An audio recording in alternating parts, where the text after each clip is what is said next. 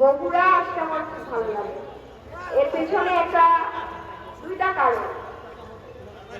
এক হচ্ছে যে বগুড়া আমার রাজনৈতিক যে আদর্শ, যাকে আমি রাজনৈতিকভাবে আদর্শ মনে করি, নারীদের আদর্শ, বাংলাদেশের গণতন্ত্রের মা যাকে বলা হয় বেগম খালেদা জিয়া, বগুড়া, বেগম খালেদা জিয়ার বগুড়া, এই বগুড়া। তো আর একটা কারণ হচ্ছে বগুড়ার নারী নেত্রীরা। আমি আরো একবার এসেছি বগুড়া এবং সবচেয়ে বড় নারীদের যে মিছিল, সেই মিছিলে অংশগ্রহণ করার সৌভাগ্য আমার হয়েছে। এখানে কোনো বোনেরা ছিলেন কিনা আমি জানি না, এই আসনে না, তবে অন্য একটা আসনে ওই একজন বোনকে দেখা যাচ্ছে যিনি ছিলেন। তো এই কারণে আমার কাছে বগুড়া আসতে খুব ভালো লাগে। এক, এখানে বেগম খালেদা জিয়ার আসন, সেখানে আমার মতো মানুষ এসে কথা বলতে পারছে, যাকে আমি আদর্শ হিসাবে মনে করি। দুই, যে এখানকার নারী নেত্রীরা, আপনারা দেখেছেন যে আমি এসেছি কত তারা ভালোবাসা দিয়েছে এবং আপনারা আমাকে ফলো করেন, ভালোবাসেন, কমেন্ট করেন, এগুলো দেখি আমার খুবই ভালো লাগে।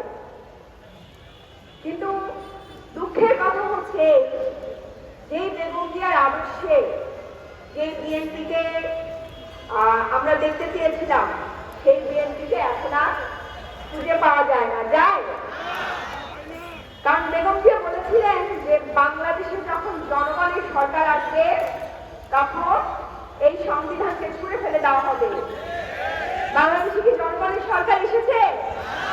আসেনি। বাংলাদেশে সেই জনগণের সরকার এখন পর্যন্ত আসেনি। আমাদের সামনে দীর্ঘ লড়াই, অনেক লম্বা লড়াই। এই লড়াইটা শুরু হয়েছে সেই 47 থেকে, তারপর 52, 69, 71, 90। আমরা এখনো যে রাষ্ট্র পাওয়ার কথা, যেই রাষ্ট্রকে যেভাবে জনগণের রাষ্ট্র করে তোলার কথা, সেই রাষ্ট্র এখনো হয়নি। এরপরে জুলাই আসলো, 17 বছর হাসিনা শাসন করেছে। এরপরে 2000 ছেলেরা জীবন দিয়েছে, জীবন দিয়েছে না? এই জায়গা থেকে জুলাই আসলো। জুলাই পরে আমাদের কি স্বপ্ন ছিল? দেশের পরিবর্তন হবে।